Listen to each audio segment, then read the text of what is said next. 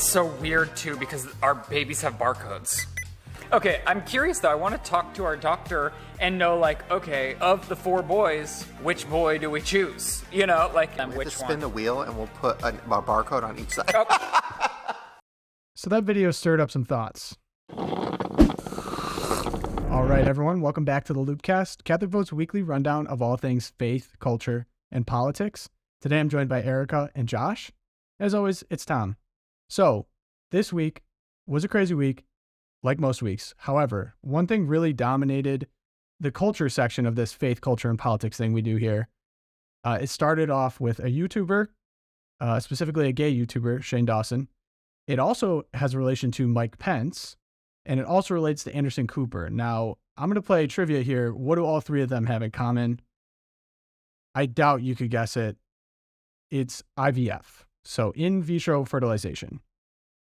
It's a very sensitive topic, and I want to do respect to it, but it's something that needs to be talked about, and there is a Catholic answer to this problem. So fertility is really personal, of course, but there's ways, best practices, morality. There's also a way to really be kind and generous in this conversation. But what's happening now is in the culture, it's being almost treated, the word that comes to mind is barcodes. And we actually were given the inspiration for the thumbnail in this video by a video put up by Shane Dawson with his partner. He's legally with a man, and they did in vitro fertilization. So I'm going to run the clip here. I think it's going to be a really good table setter for our conversation today. I'm going to throw up. I'm so scared. And 4 boys. Wow. That's a lot of boys. Wait, that is funny. I wonder why. Your sperm made lots of boys. Wait. 1, 2, 3. I have 4 girls. 4 girls and 2 boys. So we're opposite. Wow. Right? It's so weird too because our babies have barcodes. I mean, I have 2 girls, you have 4, so that's 6. yes. I have 4 boys, you have 2, so that's 6. Yes. How is that even possible? That we have 6 boys and 6 girls? It's cheaper by the dozen, baby! Okay, I'm curious though. I want to talk to our doctor and know, like, okay, of the 4 boys, which boy do we choose? You know, like, I don't like playing God. I don't either. But no, I'm just saying, like, I wonder if there's, like, the biopsies or the lab results tell them We which have to one. spin the wheel and we'll put a barcode on each side. Oh. So that video stirred up some thoughts from the internet. And I mean, people say points for honesty, but I'm just disgusted, and I'm not going to be made to not feel disgusted. I hate it. And I just feel like so much about American life today could really learn from Jurassic Park. You know, just because you can do it doesn't mean it's a great idea. You know, it's like science is really good at answering certain questions, but it doesn't fill in the blanks for you.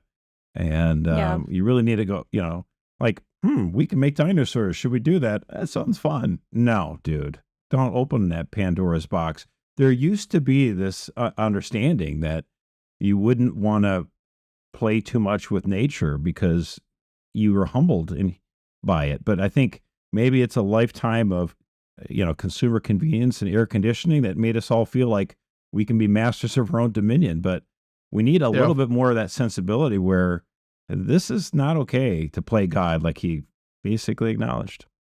And can we set the record straight before we get into this? I know there's controversy because some people have actually been conceived and are walking around now from IVF procedures. Absolutely, certainly. Erica, we did research on this. Can we set the distinction upon where our issue lies, or where the Catholic Church's issue lies with IVF?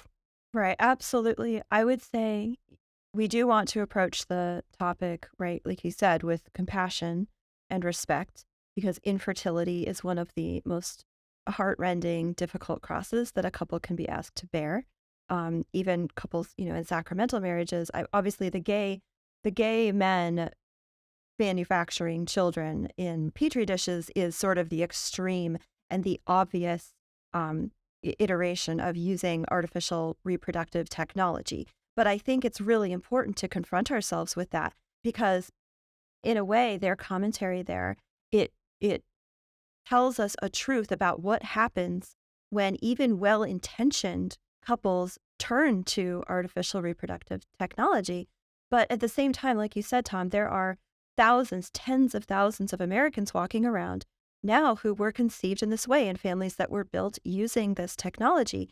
And I would just say to those families and those, if anyone's listening today, that moral critique of in vitro or artificial insemination, our moral critique of this practice and this process is in no way a critique of the human person. That every child once conceived is an irreplaceable, unique human person who is a child of God. And we can certainly say that there are bad ways to bring children into existence and still embrace that person's dignity. So I just want to put that out there before we go any further in the conversation. That's a great point because, in the case of my wife, her parents actually were infertile. They couldn't have any children, so they adopted 2 children.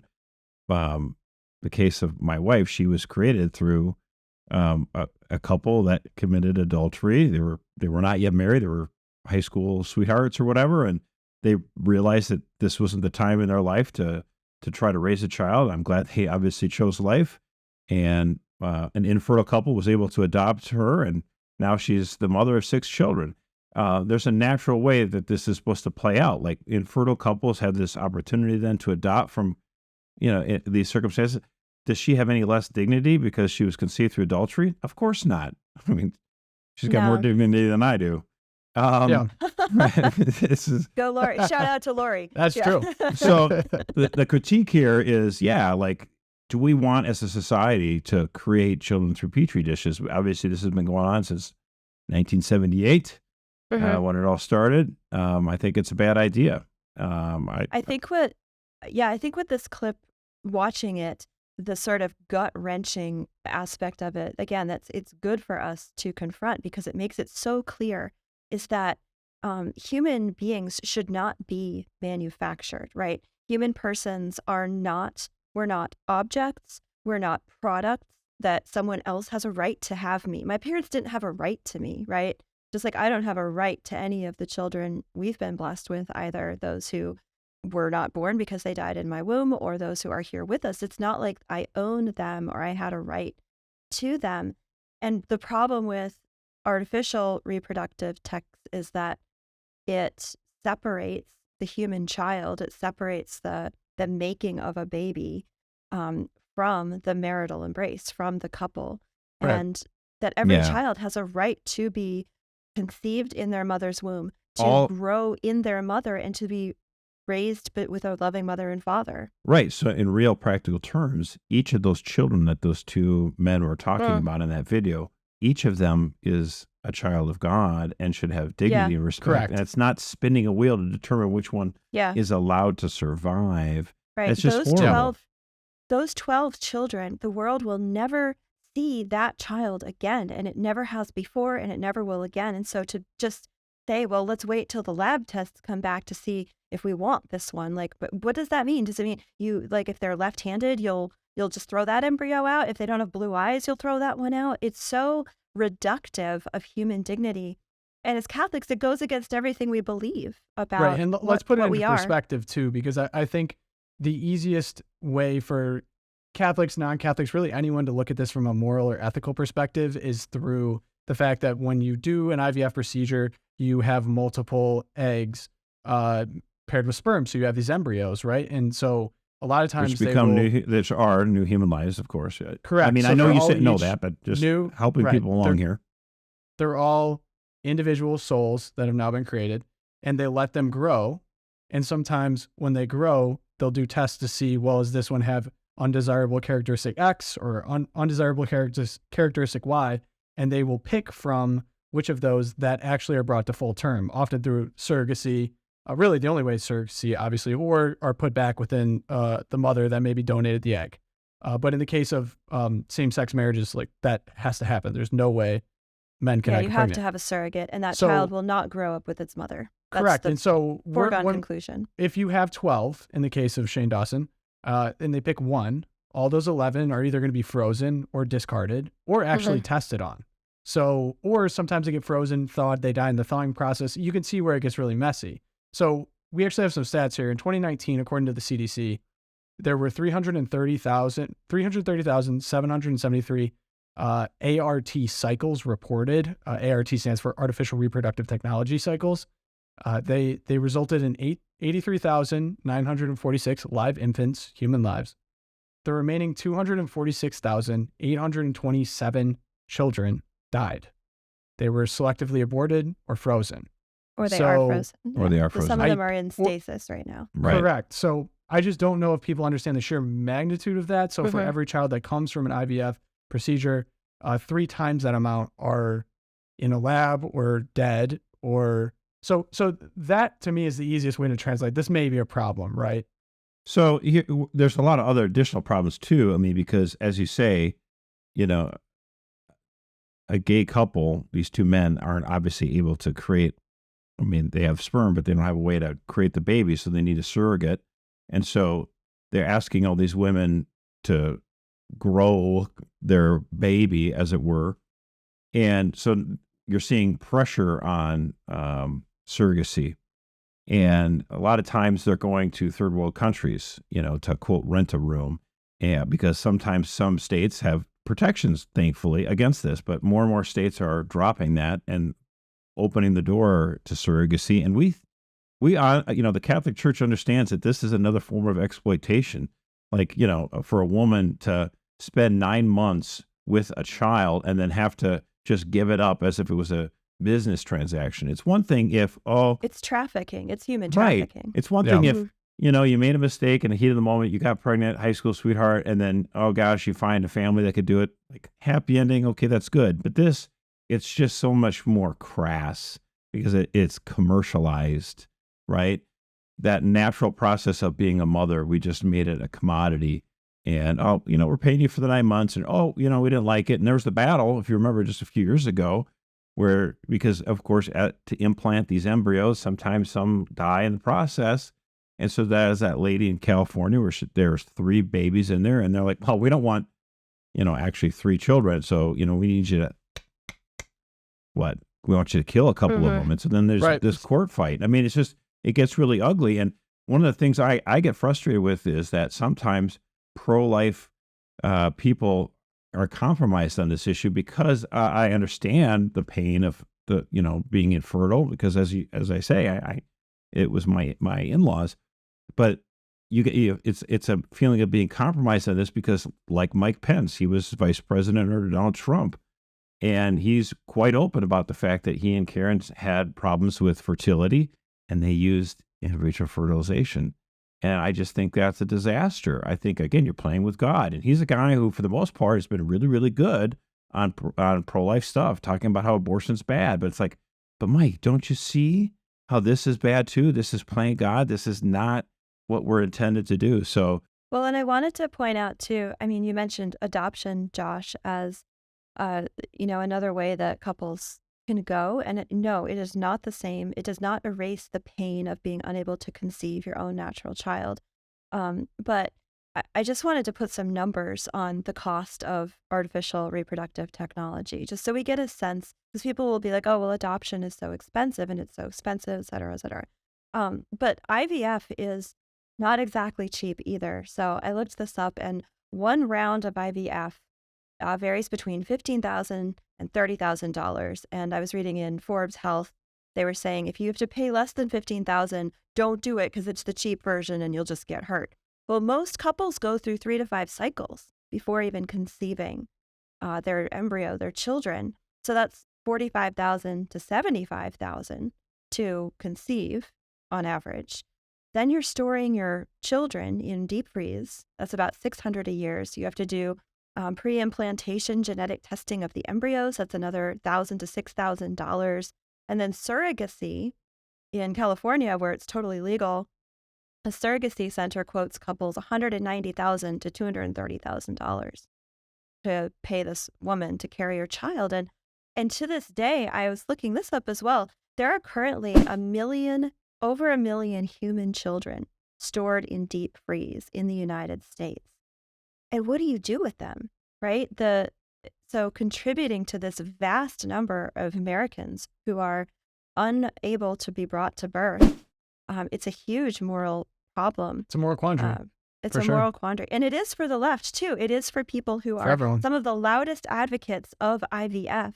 You go and you read them. This is a quote from ReproTech's chief executive, Brent Hazelrig, sorry. I have 2 children myself, living children. I just really can't imagine giving up embryos that are their siblings, my children, to someone else to raise. So even the farthest left advocates of this recognize that these frozen children are just there. And I wanted to bring up, too, in addition to adoption, the Catholic Church is on the forefront of scientific advances to help women who are struggling with infertility. The Catholic Church, because we have put these guardrails on this, yes, children are a blessing from God. This is not a good way to conceive them or to make babies.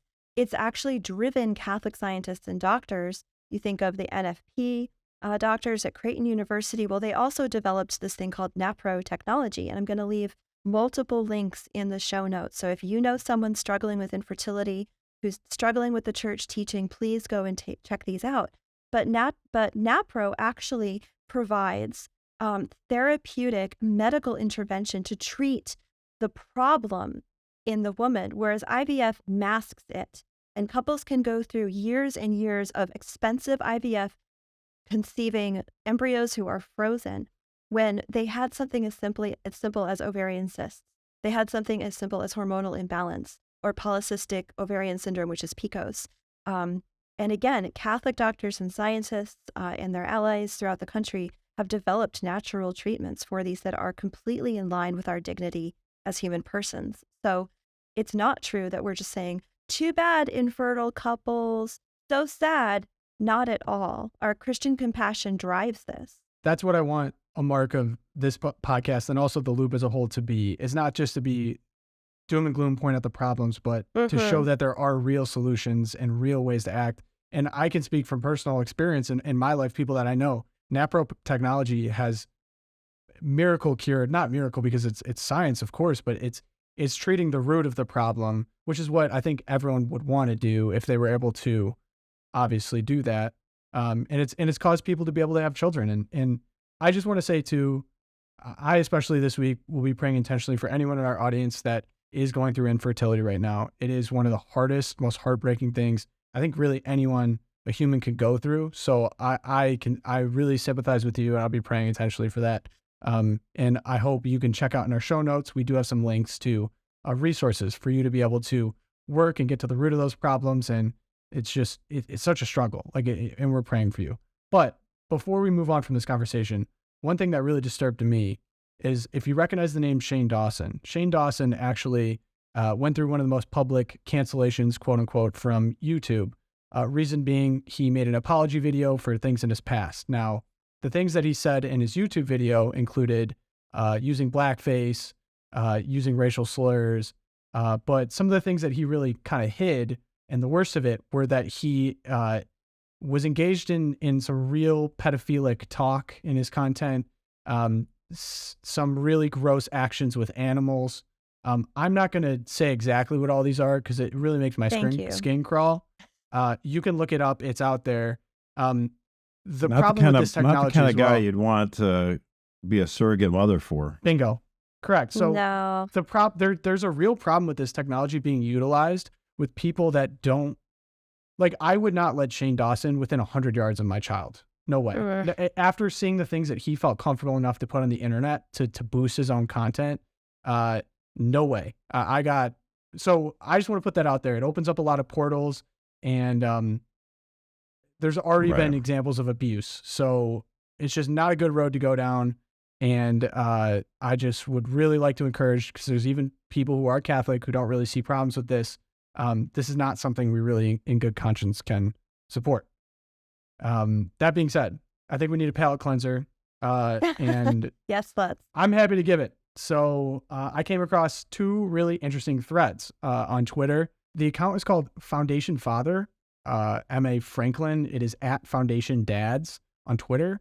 He created a thread entitled 13 Things Every Father Must Say to His Daughter over and over.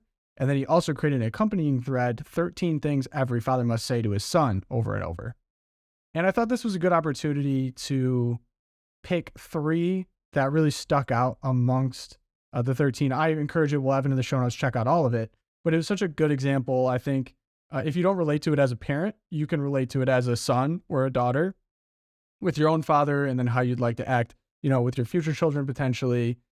So Erica, what really stuck out to you in the Sure. daughters and sons? Yeah, so in the daughters, I have 5 daughters I am blessed with here on earth, and so this one I was like, oh, I should hand this to Todd. Here's what you should say. The one that really stuck out to me at the top was, your words have the power of life and death. Use them wisely. And obviously that's a reference back to scripture, to Moses saying, choose, I put before you life and death, therefore choose life. But I think for young girls, and I see this, I have daughters, my oldest is almost 18, and then my youngest is 3. And I have noticed with them, and I don't want to be stereotypical, but women and girls just have this ability to be really cutting and with their words. I mean, my son is more just like, I hate this, like, this is stupid. He just like says what he's thinking and moves on. Whereas the girls, I'll listen to them just like nagging and biting and blah, blah, blah.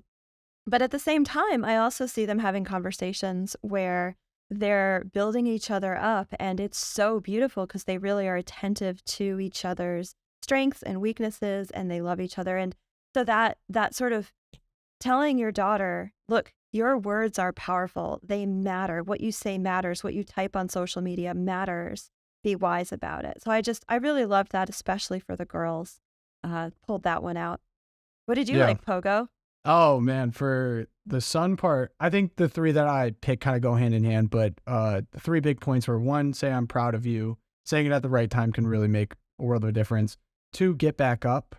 And then 3, sometimes losing a battle is worth fighting because it's the right thing to do.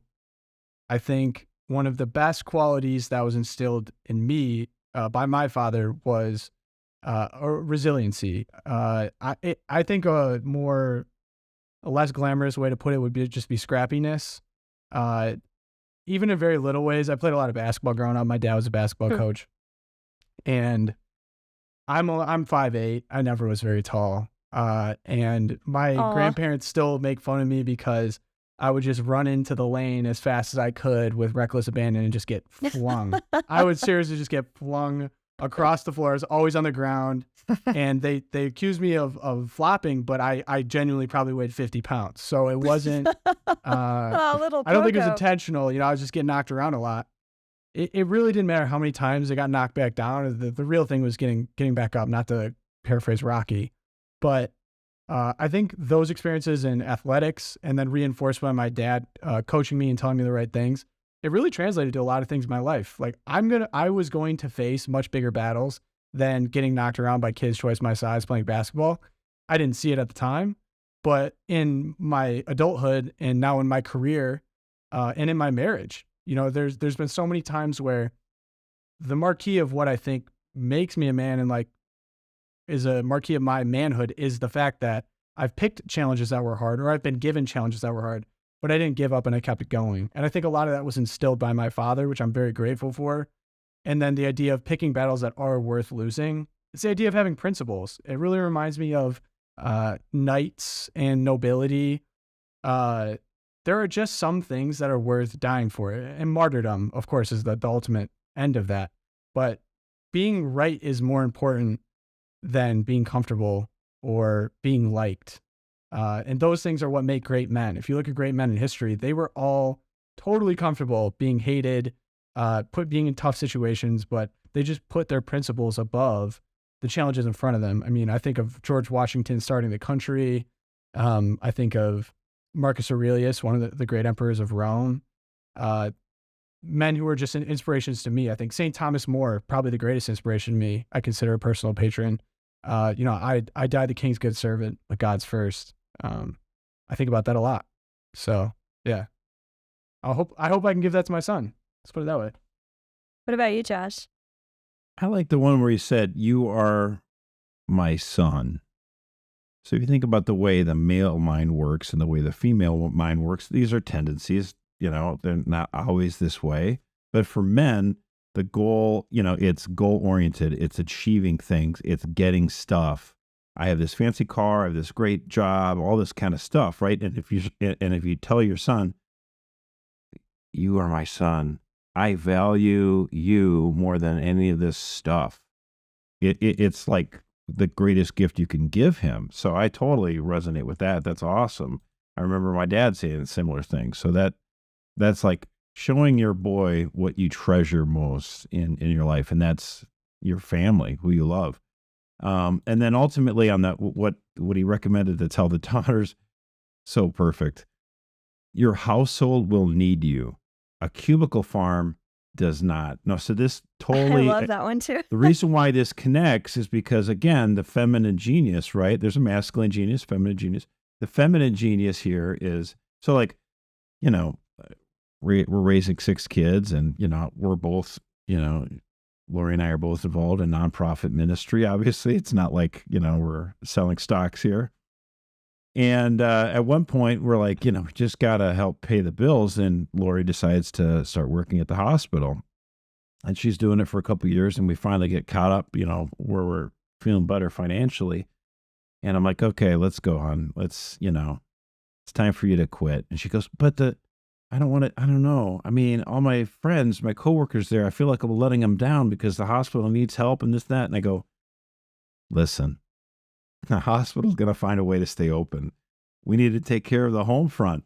And she's like, oh my gosh, that's so right. You know, so it was the lesson that not only am I going to tell my daughters, but it resonated with my own wife.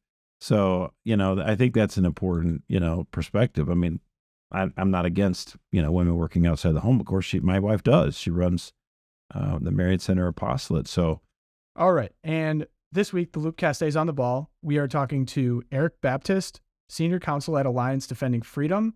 He's actually on the case challenging the FDA's approval of abortion drug mifepristone. Really fascinating interview. Want to get right into it now.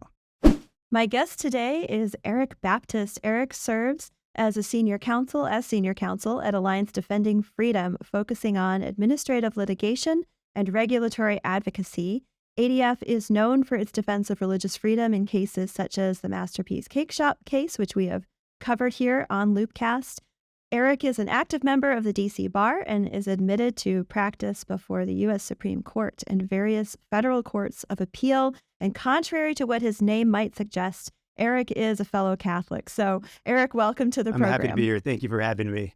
Before we jump into the case that we're going to really focus on today, can you give our viewers a brief overview of the legal status and actual on-the-ground use right now of the abortion drug mifepristone, which is the first in a 2-step chemical abortion? Is that correct? Correct, yes. So chemical abortion drugs are mifepristone and misoprostol. And the FDA's approval and the current regimen has evolved over time. But today where it stands is that a woman or a pregnant woman or a girl can obtain mifepristone without ever visiting a doctor in person. So she can get it through telehealth, sometimes online. And over 50% of all abortions are performed by chemical means these days. And therefore, it's a very loosely regulated drug that the FDA has approved since the beginning of time. And the FDA no longer requires a doctor to actually be the one to prescribe this drug. It could be prescribed by a physician's assistant or a nurse practitioner or somebody else, another healthcare provider. So a woman never has to go visit a doctor, doesn't actually have to see a doctor, doesn't have to be screened for any type of complications such as an ectopic pregnancy. And we could talk about that more, but very loosely, as of January, now your local CVS or Walgreens can start dispensing this drug. It used to be you have to come directly from the abortionist by mail or in person, but now just recently the Biden administration, its FDA, has permitted pharmacies to start selling these drugs to young women and girls. So this drug has been legal now for over 20 years, or approved by the FDA for over 20 years. Do we have any long-term studies or indications on how this drug actually affects the mother who's taking it? Yes, we sometimes have to look outside the United States for determining whether this drug is safe or how unsafe it is, because frankly, we just don't have the data here that's robust and reliable here in the United States. One area where we look is Finland, because Finland has a national abortion registry. So it knows every woman and girl who's ever taken mifepristone for chemical abortion purposes. And it also has socialized, nationalized healthcare. So you can track the same woman in the healthcare system to identify if she has presented herself within 30 days to the emergency room for a complication associated with chemical abortion drugs. And there have been some seminal studies coming out of Finland that show that upwards of 1 in 5 women will have severe complications requiring subsequent medical intervention due to chemical abortion drugs. And it's also 4 times less safe than surgical abortion. And surgical abortion is not safe by itself, but it's chemical abortion is 4 times more dangerous. So we looked at that information to provide kind of a guidepost to see how unsafe this regimen here is in the United States. I mean, those are shocking numbers. And so are there any current legal safeguards for the mother at this point to protect women? Is there any limit on how this drug can be used? There are very few limits. There's no age restriction or minimum. So any girl of any age, a 13-year-old girl, 15-year-old girl, can obtain these drugs without parental consent, without seeing a doctor or a medical professional, and get these and without any medical supervision. This essentially induces labor and delivery, and women are being advised by the abortion industry to do this in your own bathroom, in a hotel room, in your dorm room, without any medical supervision, sometimes without any support. And inducing labor and delivery of a baby upwards of 10 weeks, sometimes even longer, is highly dangerous. And it's also just traumatic in many ways for the woman to go through as well. There are very few limitations or restrictions associated left, but it's basically paperwork for the prescriber to go through with the drug manufacturer, for the pharmacy now to ensure that whoever's calling them is actually certified to dispense these drugs or prescribe these drugs, and finally for the woman to sign a patient agreement form purportedly to give informed consent that she understands the dangers of these drugs and signs off on them. Unfortunately, the FDA has minimized the dangers of these drugs and the potential complications such that this patient agreement is sometimes not as robust as it should be, and the woman frankly can't give informed consent because there's no information to inform that consent. So there are few protections remaining on the board. Some pro-abortion states are seeking to remove those few basic restrictions remaining, but as of now, there are those restrictions remaining, which are very minimal in our eyes. Okay, so let's dig into the case now. Just a little background for the viewers. Last November 2022, the Alliance Defending Freedom filed a federal lawsuit in the U.S. District Court for the Northern District of Texas in Amarillo against the U.S. FDA on behalf of the Alliance of Hippocratic Medicine and the Catholic Medical Association, among others, and in a group of others. So what exactly did your suit challenge, and how were you able to bring it? Why Amarillo, Texas? Just share with us a little bit there. We are putting everything that the FDA has done to approve and deregulate chemical abortion drugs before the court. And I'm going to give you a little history of what happened over the years that the FDA did that's subject to our litigation, if you don't mind, and humor us. People may have heard of... I love history. People may have heard about mifepristone in another form. I kind of came of age in the 1980s and 1990s, and we heard this drug from France called RU486. And that's mifepristone, but that was the name it was given in France. There was talk about bringing it to the United States in the early 1990s. And finally, when President Bill Clinton assumed office, on his second full day in office, he directed his cabinet to find ways to bring RU486 or mifepristone into the United States. And that's exactly what they did. First, they had to strong arm the French manufacturer who wanted no part of the United States market to donate for free the U.S. rights to its drug, RU486 or mifepristone, to an entity known as the Population Council. Population Council, as you might guess, is actually interested in population control. So they got rights to this drug. And then they submitted a new drug application with the FDA. The FDA worked hand in hand with the Population Council to get this drug approved. Because even then, the FDA recognized the dangers inherently associated with these drugs, the FDA wanted to put some post-approval restrictions on the distribution of this drug, and appropriately so. But to do so, they had to use its fast-track approval authority. And that authority was very limited. And initially, it was intended to help AIDS patients and cancer patients receive life-saving and life-affirming drugs. Here, what the FDA had to do was call pregnancy and illness, and then argue that chemical abortion drugs provide a meaningful therapeutic benefit to women and girls who take them. Those are simply false statements, and we're presented that to the court. But in the year 2000, the last year of the Clinton administration, maybe a legacy item, the Clinton administration's FDA approved chemical abortion drugs for use in the United States. And then nothing really happened from the FDA's perspective until 2016, in the last year of the Obama administration. Again, was it a legacy issue or an election year issue? Who knows? But politics is always a theme in this case. The Obama administration did a wholesale change to the regimen, where they now expanded the gestational age of the baby for which a woman could have a chemical abortion from 7 weeks to 10 weeks. And during that time period, a baby more than doubles in size. It has fingers and limbs. It can move its face. It's obviously it's a human being, but it's even more traumatic for a woman from when she has to self-administer her own abortion in her bathroom by herself. And we have reports of women saying, I gave birth to my baby. I had no idea to expect this, because the other side, the abortion industry, tells me it's just a clump of cells. You won't even recognize it. And then a baby coming out, sometimes with a beating heart, is so traumatic to a woman. But the FDA did that and said, you can give labor and delivery to your own baby at 10 weeks, sometimes even longer, because they get the gestational age wrong, in your own home without any medical supervision. They also no longer required a doctor. I mentioned this earlier. No longer required a doctor to see a woman anymore. It could be just any healthcare provider. And finally, they took away adverse event reporting by the abortionist. No longer they said you need to report non-fatal adverse events to the FDA. You only have to report deaths to the FDA. And you don't have to report them directly to the FDA. You just need to give it to those chemical abortion manufacturers and presume they'll give it to the FDA. So that happened in 2016. And then in 2021, the Biden administration went full force into chemical abortion and said, we're no longer even going to require a woman to see a doctor at all. And I should go back to the Obama administration. In 2016, the Obama administration said, at first, the Clinton administration required 3 doctor visits. On day 1 to get the first drug, on day 3 to get the second drug, and on day 14 to ensure there were no fetal parts remaining inside the woman or no other complications associated with a chemical abortion. The Obama administration said, we don't need to have 3 doctor's visits anymore, in-person office visits. You only need to have 1. So here are the 2 drugs, go home, and if you have any complications, go to your local emergency room and they'll take care of you. And then the Biden administration came in and said, you know what, you don't even need to see a doctor. Through telehealth or other means, you can get these drugs without ever being screened in person by a doctor. And that, to us, is dangerous, reckless, and frankly illegal. Because if a woman is not meeting with a medical provider, whether it's a doctor or a nurse practitioner, to determine to confirm she's pregnant, to determine her gestational age within the legal limits that the FDA has prescribed, or sometimes longer, you need to have an ultrasound and an in-person examination.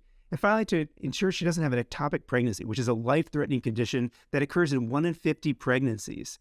And if that's not screened for properly, a woman could face death in a life-threatening situation. We've seen women die because of ectopic pregnancies, taking mifepristone or RE46 and having life-threatening bleeding and dying, because the symptoms of taking mifepristone are the same as an ectopic pregnancy. So if you are not screened for ectopic pregnancy and you take mifepristone and show signs of severe pain and bleeding, an abortionist will tell you that's perfectly fine. We expect you to be in pain and have severe bleeding, but it could have been an ectopic pregnancy. And a lot of times that's what has occurred, and women have presented themselves to emergency rooms and ultimately sometimes died because of that. And the Biden administration says, you no longer have to see a doctor. You can go ahead and do it. So everything that I just described is subject to our lawsuit, because we think the approval was illegal for many reasons. And the stripping away of basic protections for women and girls in the last 6 years or so have been really traumatic and has escalated the amount of women presenting themselves to the emergency rooms across this country. Wow. So NPR, just to play devil's advocate a little, and like, what's the other media outlet? What are the other media outlets saying? So NPR has described the case as, quote, challenging the FDA's approval for more than 20 years of the abortion drug, end quote. And it's sort of implying, right, that the safety of the drug is settled science, that we settled this 20 years ago. So the question, of course, is why bring the lawsuit now, so many years after the FDA told us the drug is safe? So why did you wait 20 years? I think it's a fair question to ask, why did you have to wait 2 decades to file a lawsuit? But hopefully, fairly, they give our answer to that. Because the FDA has a requirement that the courts have followed a lot of the times that says, you need before you go to court to file a challenge against the FDA over a new drug approval, which would have been in this case, you need to file a challenge with the FDA first. You need to file what they call a citizen petition challenging the approval. That is exactly what our clients did in 2002. They filed a robust 90-plus page citizen petition arguing with the FDA that its approval was illegal and unscientific and therefore should be taken off, and this drug should be taken off the marketplace. What the FDA did, by its regulations, is supposed to respond within 6 months. But in this case, the FDA stonewalled our clients and evaded responsibility for 16 years. So our clients patiently waited for the FDA to respond until March of 2016. And then in March of 2016, the FDA denied our client's petition. But the FDA didn't stop there. They strategically timed that denial to go with the 2016, what we call the major changes to the abortion regimen that I just outlined. They did that on the same day. So our clients went back and said, okay, we're filing a new citizen petition challenging these wholesale changes to the drug regimen. And that's exactly what they did. And the FDA sat on that petition for a total of 2.5 years. So combined 16 and a half years, our clients have been stonewalled by the FDA. And that last denial occurred in December of 2021. And we filed our lawsuit shortly thereafter. So this is the first time that our clients have been able to bring their case to a court and present to the court the entirety of what the FDA did over the course of the last 2 decades to harm women and girls by approving this dangerous drug regimen and then taking away basic protections for women and girls who do take these drugs. So we're happy to be in court now, but it's the FDA's own stonewalling and delay tactics that resulted in our not being able to bring this case until now. So tell me a little bit about the Amarillo, Texas connection, because I know that I've had people ask for LOOPcast and send in emails and say, why is this happening in Texas? Why not in Washington, D.C., where everyone associates the FDA with D.C.? Well, Congress has empowered the American public to sue federal agencies where the American public resides, works, and where they're injured. And that's exactly what we did here. We don't have to go inside the Beltway to sue a federal bureaucracy because Congress recognized the American public should be empowered to sue the government where the government has enacted its harms. And that's what we did here by suing in Texas, because we have 2 plaintiffs based in Texas.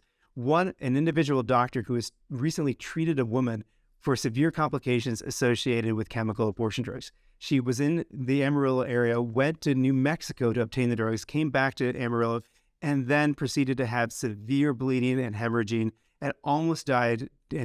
But for the intervention of our Amarillo-based doctor, saved her life. And that's truly important here because our doctor did not have to come to Maryland or Washington, D.C., somewhere inside the Beltway to sue the FDA over these harms because he's entitled to bring that case where he resides. We also have a medical association that represents a lot of other medical associations, religious organizations as well, that's based in the Amarillo area. And so they have been harmed as well because they represent these organizations who have been filing these citizen petitions, doing their own studies that the FDA fails to do to determine and find that these drugs are not safe. And so we have many reasons to be in Texas, but that is one of the main reasons to be in Texas is because this Congress has empowered our clients to file in Texas where they were harmed.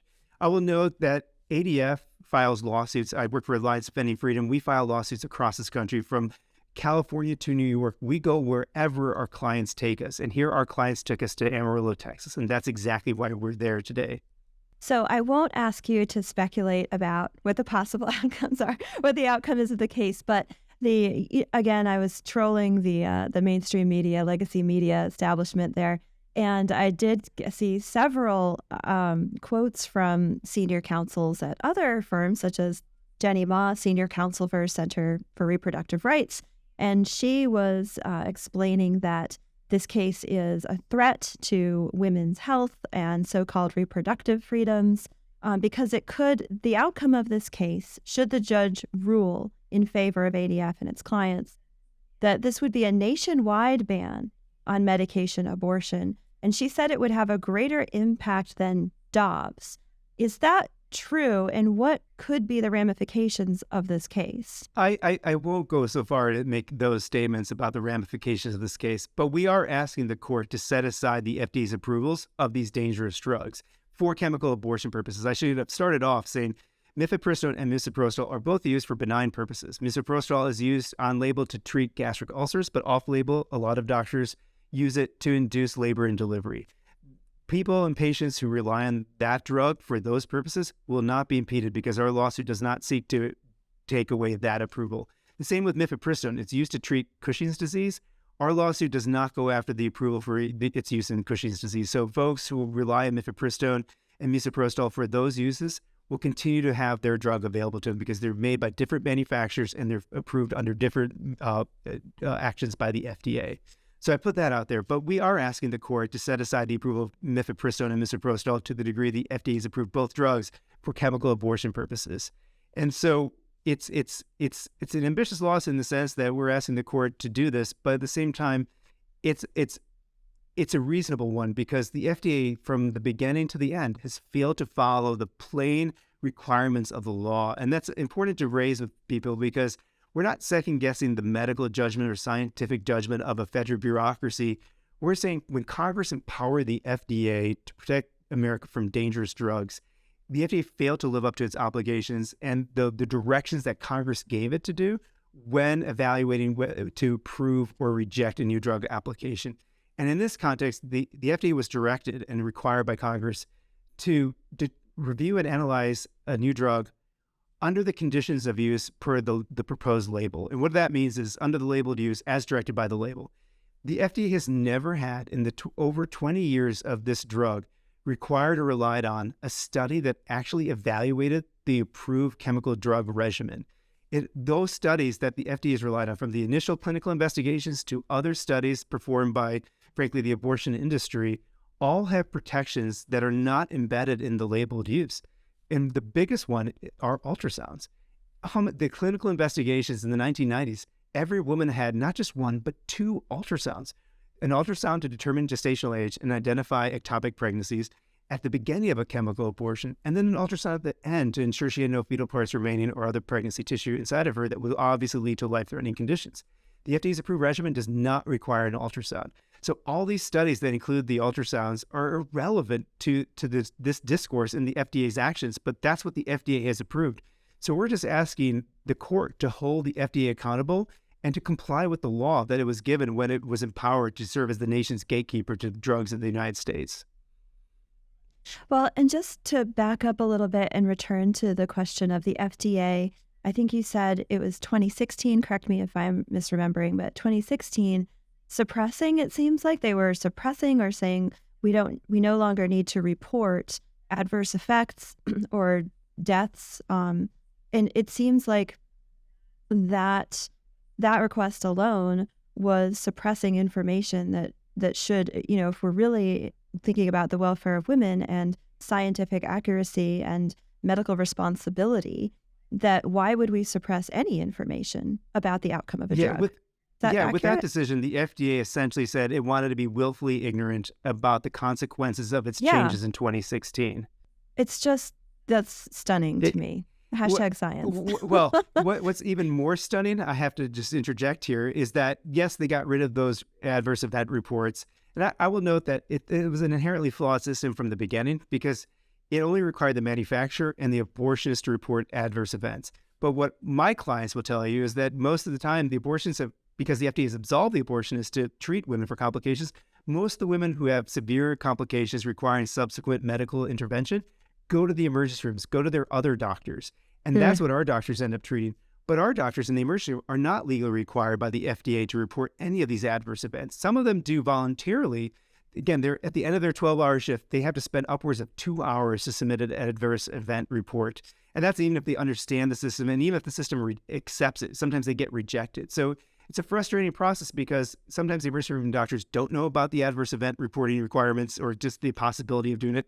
Some of them just don't have the time to do it. And even when they do take the time to do it, it takes them a long time to do it. And sometimes they still get rejected by the system. So it's an inherently flawed system. But what I find even more stunning is when in 2021, when the Biden FDA decided to remove the in-person dispensing of mifepristone, essentially permitting and authorizing mail order abortions, do it yourself at home without ever seeing a doctor, the FDA explicitly relied on the adverse event reports and said, well, we don't have many adverse event reports, so we think this drug is fine, so we don't need to have you see a doctor. But at the end of the day, you got rid of the reporting requirements, the few that were even there. So right, they did it themselves. How can you actually rely on it? It was just audacious for them to do, and frankly illegal, and that's what we presented to the court as well.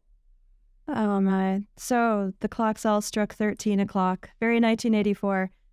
Can you think of are you aware of any other drug regimen or procedure for which the FDA has suppressed or just stopped collecting adverse effect reports. I am not aware of that, but I can't say that they haven't done it. But everything what I've seen about the history of this drug approval and the removal of the basic protection of women and girls who do take these drugs, this is not business as usual. The FDA, everything seems to be politicized, prioritizing politics over science, and so this is just something atypical. I hope that's the FDA just doesn't have the science to back it up. They had to call pregnancy an illness to get this approved. Everything just reeks of impropriety and illegality, and that's again why we're in court today. Right. Well, it's absolutely disgusting disregard for women and certainly for the infants. I was looking up, I think it's a 75 to 80% effectiveness rate in actually killing the child. So not to forget the baby, who certainly their safety is no one's concern when it comes to this. But thank you so much, Erik, for your insight today, your articulate discussion of what the case means. And we are all eagerly awaiting the ruling and what it will mean for our country. Well, thank you very much for having me. I appreciate being here. All right, back from the interview now. We have a lightning round. Josh, we want a quick explainer on something important that happened with former football coach, now senator from Alabama, Tommy Tuberville. The Defense Department has gone full-blown abortion activism, not just activism, aiding and abetting the murdering of children. What they're doing is they're providing all these, the Secretary of Defense issued 3 different memorandum and directives that made sure that the Defense Department would spend our taxpayer dollars to allow women in the military to go be transported to states where they can abort their children. It is absolutely horrible, totally go against federal law. And what's going on right now, it's absolute scandal. And so Senator Tuberville has stood up and said, I'm going to place a hold on any appointments before the United States Senate to anyone to the entire Department of Defense. And that means anything. So like if someone is going to go from, 1-star to 2-star or move up the, because a lot of those approvals need to be done at the United States Senate level. And he's putting a hold on all of them until the Biden administration lets go of this death grip they have. And I applaud him for it. One senator can do that can place a hold on all these things. And what we need right now is to shout out from the rooftops and say, thank you, Senator Tuberville, for doing this, and get other Republicans on board. Call your senators and say, hey, are you supporting Coach on this one? He's awesome. Let's get a whole chorus going here of Republican senators and pro-life senators backing him up on this, because we need a united front on this. And Mitch McConnell's kind of like he doesn't like playing these kind of games with the Defense Department or the Homeland Security, because that's completely vital to American security. I understand that, but what's also vital? That we stop killing our children. So it's good that the senator from Alabama is taking a strong stance, and Catholic Vote is backing him up on this. Yeah, on the flip side, too, of we should support him and applaud him in this effort, I think that means we all should hold our senators to higher standards, right? All it takes is one senator to have this much influence over a real problem that we have. And so, yes, I applaud him. And also, hey, look at your guy. Like, why aren't you doing the same thing? All senators should be doing this if you're truly pro-life. So, yeah, we need to hold our senators to a higher standard. And thank you to Senator Tuberville for setting the standard on this one, really. I mean, one man standing on the hill. Yeah, and I would just encourage everyone, if you're not subscribed to The Loop, make sure you are, because we're going to be following this story in the coming weeks to let you know who's signing on, who's not, and how to contact your representatives on this particular topic. So make sure you're watching The Loop for Tuberville updates. So we move into the Twilight Zone here. Erica, you go first. Yeah, this was a fun one. I decided to troll Bill Maher this weekend, and I was not disappointed. Bill Maher, for those of you who don't remember, is a sometime erstwhile comedian, and he's sort of become an icon of leftists who are slowly, in their reaction against wokeism, swinging right. So he had as his guests this weekend Russell, oh my gosh. Russell Brand. Thank you. Oh He's gosh. A king. I love Russell Back Brand. at it. Okay, Russell Brand's awesome. So he had Russell Brand, who I sort of just, I think he's great too. And then he also had on the same round table, Bernie Sanders, Bernie Sanders from Vermont, the Less state, cool. Just next to New Hampshire. More of a where I'm Russell Brand from. guy myself. Yeah. Bernie Sanders, not as cool as Russell Brand. But I was really excited to see that it turns out the Biden administration has now gone to the left, even of Bernie Sanders. And here's the telling quote. So Bill Maher turns to Bernie Sanders and says, there's been a lot of discussion in political jargon lately about this difference between equity and equality. And everyone knows, like the Biden administration, it's equity, equity, equity, equity. So he turns to Bernie Sanders and says, Bernie, can you explain to us the difference between equity and equality? And Bernie goes, no, I really can't at all. So Bill Maher defines it for him. He says, okay, well, equality is like equality of opportunity. Equity is guaranteeing equality of outcome. So it's making sure that everyone gets the same miserable pittance from the government or something, and reparations and all that. And Bernie Sanders says, oh, yeah. And so Bill says, well, where do you fall? Are you equity or equality? And Bernie Sanders, without missing a beat, goes, oh, I'm equality.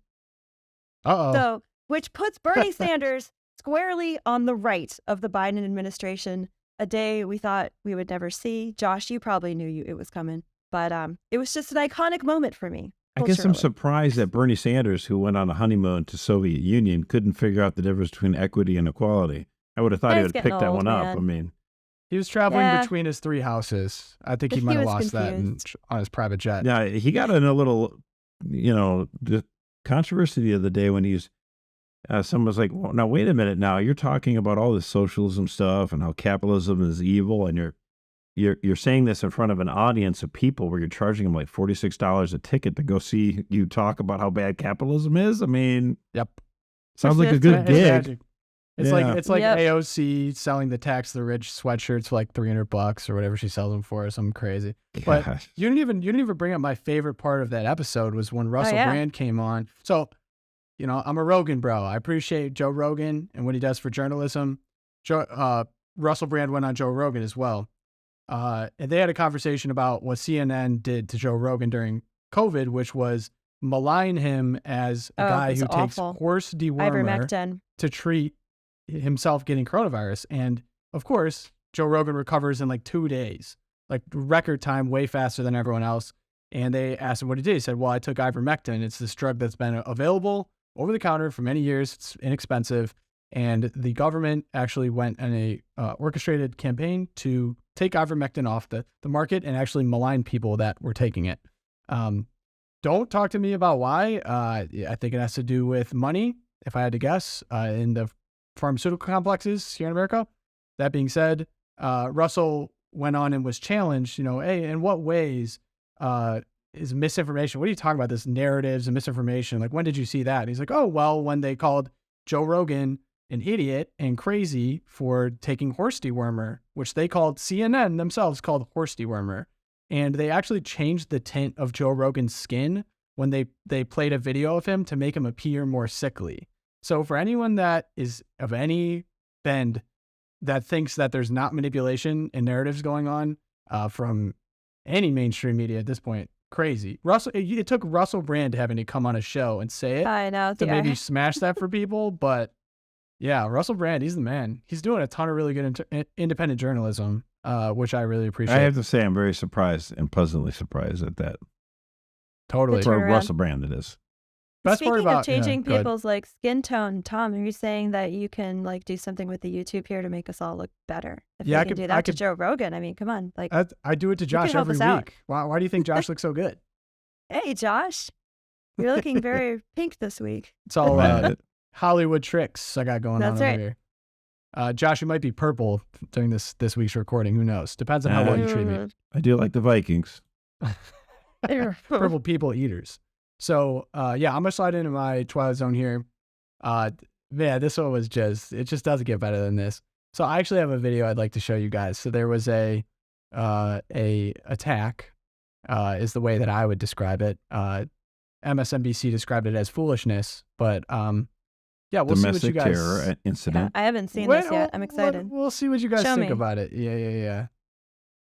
They say that they stormed what is going to be a training facility for police Sunday through bricks, rocks, fireworks, and Molotov cocktails at police officers, setting fire to construction equipment and launching rounds of commercial-grade fireworks. This is by no means their first clash with police. This has been going on for months.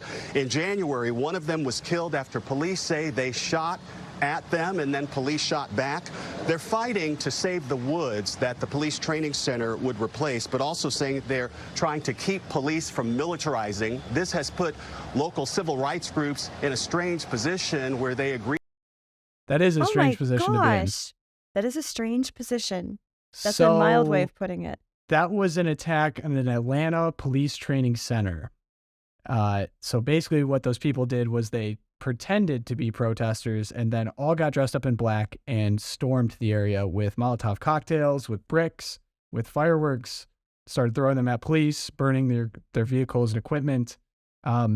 So some might consider that domestic terrorism. I feel like that might be a fair charge. Would you guys be in agreement? Yeah, I think I'm going with domestic terrorism. I mean, it's a little more fireworky than January 6th was, right? Yeah, so Obviously. so there was a curious mugshot that showed up after this, and it turns out a staff attorney named it's another Tom, which is kind of sad because it's just, one of Toms to stay up. But his name is Tom Juergens, and he is a staff attorney for the Southern Poverty Law Center. And if you've ever heard of the Southern Poverty Law Center, one of their favorite activities is calling Christians and other Christian groups hate groups, labeling conservatives as hate groups, Christians as hate groups. That's kind of their thing. And for those that think, well, this is some fringe group, no, the U.S. government uses the Southern Poverty Law Center. Actually, they use the Southern Poverty Law Center to label the rad trad Catholics that we talked about that the FBI was using to tag them. Yep. So it turns out that they cited this group. Yep. So an actual attorney at the SLPC is engaging in domestic terrorism, caught in 4K. And what are we doing here? This was just a moment where I was like, is this a simulation? Like, the guy looks like an Abercrombie and Fitch model gone bad. Like, it looked like if I typed into ChatGPT, he's not that good looking. Abercrombie and Fitch lawyer, bam, this is his LinkedIn profile. It's like, boom. And then didn't look so good in the mugshot, but yeah, it's a tough look for the Southern Poverty Law Center. Like, if Josh, if you ran down the street and you started throwing bombs into a building, I think the media would have come back and been, Josh Mercer, CatholicVote employee. Kind of a bad, I don't know. Well, or if our friend Erik Baptist, who we just interviewed, if ADF staff lawyers were throwing Molotov cocktails at abortion facilities, like, this would be all over the top story. But here's the I thing didn't with the even know Southern this had Poverty, happened until yesterday. the Southern Poverty Law Center Poverty laws is evil. Here's the thing. They put out this list talking about all these groups, and they smeared a lot of good pro-family, pro-marriage groups by throwing them in the same list as white supremacy groups, racial groups, neo-Nazi groups, lumped them all together like they're just a different variety of them, and talked about how evil they were and how horrible they were. And so some whack job saw this. And here's the thing. I remember when I went to Washington, D.C., and the Family Research Council, they were in kind of a rough part of town, and they had a security guard there. I'm like, I mean, really? You think someone's going to come in here and cause a problem? I mean, I just thought it was a little bit overdone. Whatever. Well, no. 2-3 years after that, some psycho, influenced by the Southern Poverty Law Center, came in with a gun and started shooting it up. And that security guard saved lives that day. He was injured. But my friend Tom McCluskey, who now works for us at CatholicVote, was there. And Tom, was very thankful that guard was heroic that day. And yeah, Tom is upset about the radical actions of the Southern Poverty Law Center, how reckless and evil that they smear good people. The mainstream media only wants to talk about the riot that got out of hand on January 6th, but they never want to talk about all these other circumstances where militant left-wing crazies go nuts with violence. And we're calling them out on it. So I applaud you for that, Tom. Thank you. I got my Props. Twilight Zone is, look, I mean, I like to watch TV all the time. It seems like every crime show has got to do this. They got to do an episode where, oh, the priest was told something in the confessional, but he can't say it. It becomes this big story. You know, I almost don't get mad at it because it's like, it is kind of an interesting thing. Like, it is a tied, look, brother, I can't tell you anything. Yeah. And so this is I going. Confess is a great movie. Right. Right. Yeah. So over in Vermont, they're considering legislation, the lawmakers there, to break the seal of confession. If there's, and the way the government is suggesting is like, well, okay, if someone admits to sexually harming a child or physically harming a child, some sort of abuse, then the priest is obligated to break the seal of confession. Now, Bishop Christopher Coyne, this is not common, obviously, but I applaud him for this as a bishop. So that's obviously the Twilight Zone. The Twilight Zone is the government trying to break this seal of confession. I understand, like, just because they have a good reason in their mind, too, doesn't mean they should do that. The bishop got up there, and I want to applaud him for testifying, okay? Not just writing a press release, not just, putting something in a bulletin, but showing up and telling them, you can't do this. It's a violation of our freedoms. This is an absolute violation of our freedom. And so I applaud him for doing that. I applaud him for saying that. I do, however, wish he would say a little bit about another reason. Okay, so it's true that it should never be considered and it should never be done because, religious freedom is paramount. It's also true, you can make pragmatic arguments that we can do everything to protect children and it doesn't involve having to break the seal of the confessional. But people need to understand, like, there's a really good argument for why this has to have integrity, because we are talking about the salvation of souls and people's eternal lives, okay? And so if you have someone who's like a murderer or someone who stole or someone who victimized, a poor widow, and he realizes that, oh my gosh, I have made a horrible mistake. I need to go to a priest and get in good with God. And that priest might say, absolve him of his sins, but he might say, you need to do something else. Like your penance is to, like, whatever, try to rectify it if you can, or turn yourself in or whatever. But if people believe that the priest will break that confidence, break that seal and go tell, then they're like, well, I don't want to confess my sin then because I don't know, it might get blasted around town. And that would be, confession would be dead. That would be the termination of confession. It would be horrible.